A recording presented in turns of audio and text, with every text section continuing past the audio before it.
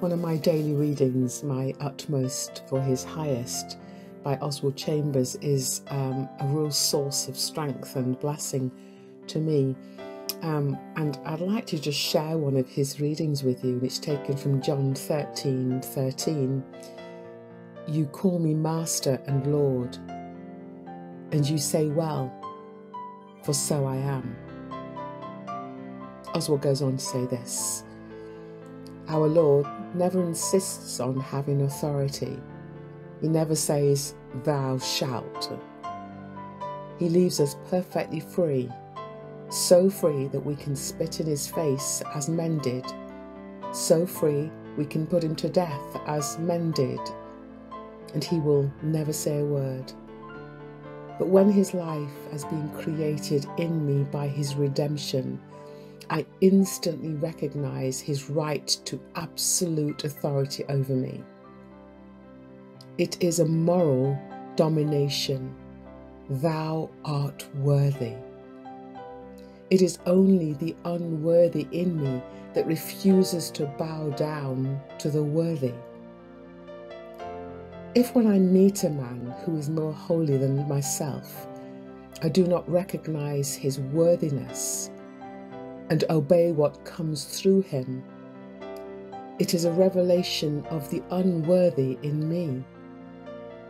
Yahweh educates us by means of people who are a little better than we are, not intellectually, but holily, until we get under the domination of Yeshua himself. And then the whole attitude of life is one of obedience to him.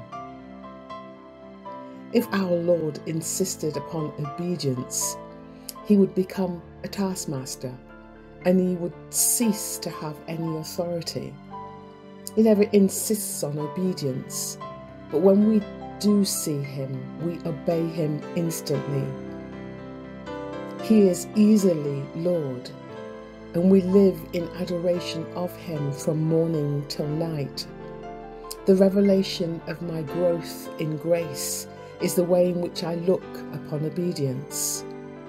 We have to rescue the word obedience from the mire.